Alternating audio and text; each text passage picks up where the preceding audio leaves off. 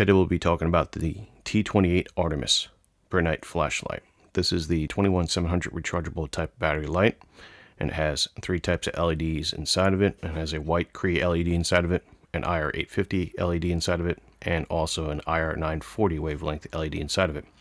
The white mode goes for about 650 plus lumens on the flood, and for the spots it's about 360 plus lumens. Runtime is going to be about an hour and 35 minutes, with a beam distance of about 525 meters or 572 yards. Intensity is going to be 69,600 candela. The impact resistance is going to be 1 meter. The water ingress protection is around IP66 rated. Working voltage is going to be 3.0 to 4.2 volts. Dimension is going to be 182 to 196 millimeters in length, with a 25.4 millimeter body diameter and a 54 millimeter head diameter. Net weight is going to be 200 grams or 7.05 ounces, excluding the battery. Here we have the Brinyte T28 Artemis on the table.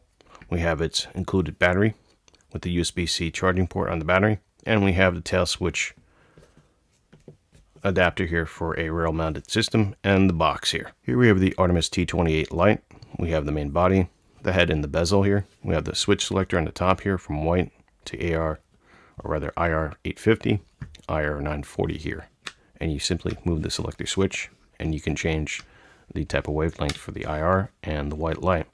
On the back is the tail switch here, which you push to turn on the light. And then you also have a dimmable switch here, which can be turned. I don't know if you can see that, but we can turn it and change the brightness there. There is PWM with this light, as you can see on the camera there. We're at the lowest mode here, and we'll go to the highest mode. And that's how you use the UI and the rear tail switch here. On the front, we do have some crenulations on the bezel here, as well as the head, which is changeable for the beam type. So we can have it as a direct beam here, or we can have it as a fully floody type of beam. It's not the best type of beam profile for the floody or the thrower beam, but it does work for getting light out to a very far distance. We don't have an IR mode on our camera, so we can't view the IR850 or the 940 yet, but we'll figure that out later on in a further nighttime demonstration. The lens is plastic here in the front, and let's open up the tube here, and we can see the O-ring here on the cap and the aluminum cut threads. They appear to be square cut here, along with a tail spring here. We have our 21700 battery inside, and we have the tube, which we can see kind of inside here. We can see the spring at the end there.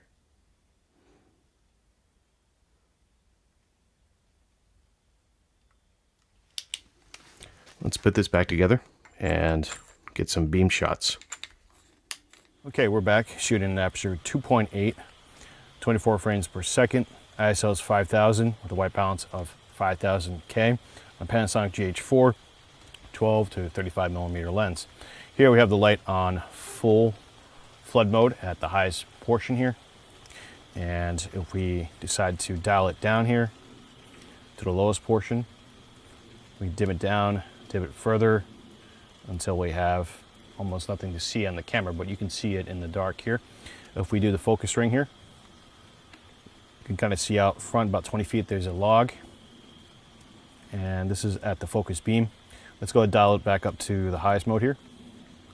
As you can see, this beam really shines focused on a lot of areas, but it's not very floody.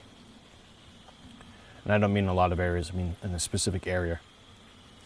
So there's the log about 20 feet in front. There's the back of the yard.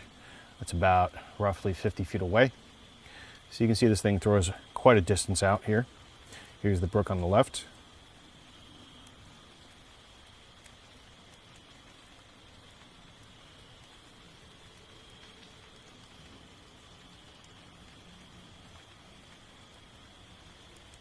So quite a focused beam. Let's do it at like a medium flood. That should be good for a spot.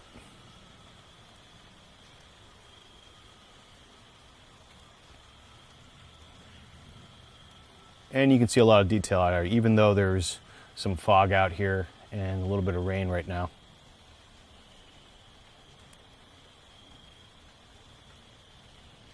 Let's open it all the way up to the flood, like we had it before. So you can see it lights up a large swath. So it does a good job of illuminating a lot in front.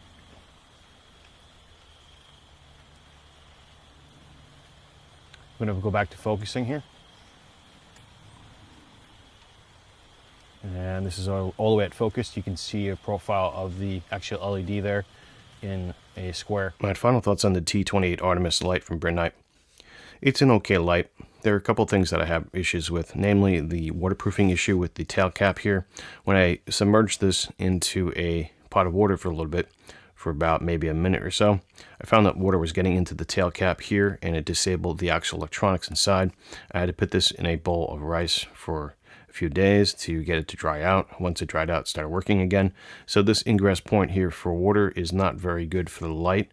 It does mention that it's IP66 rated, so assuming that this could be submerged for a very brief time, it did not pass that test. If this was in rain, I'd worry about water getting in through the tail cap, or if you had to submerge this light for whatever reason on your weapon, which I don't recommend doing. If you don't have to submerge this, it might survive the rainfall. The front end part too, the bezel, I noticed was a little loose when I got it, so I had to retighten it down, and as a result, water did get kind of inside the inner ring here, which is not good either. So I don't know if I got something that was not tightened from the factory or lemon or whatnot, but that is something to keep in mind with the Brinyte T28 Artemis.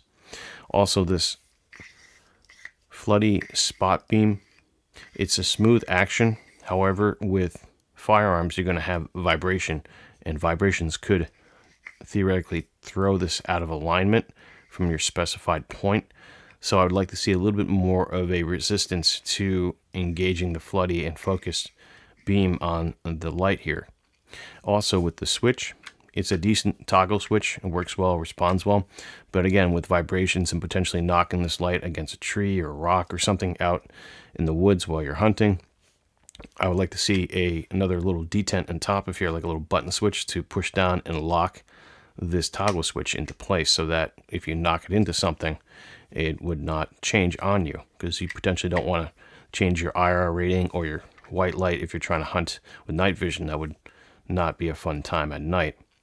And lastly but not least, I don't know how well this thing is potted for, let's say, vibrations again from a firearm. For example, Surefire lights, they have a specific rating for firearms, and they are resistant to shock and vibrations from a firearms. They don't list any sort of rating on this, even though they say it's a hunting light.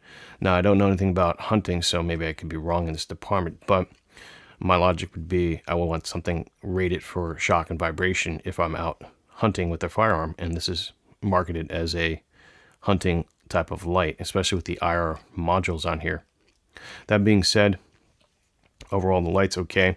I don't think I could recommend it as is with the problem of the tail switch ingress for the water and the water getting in the top here and some design issues. I think they could work out better in the future. And that's all I have to say about the T28 Artemis.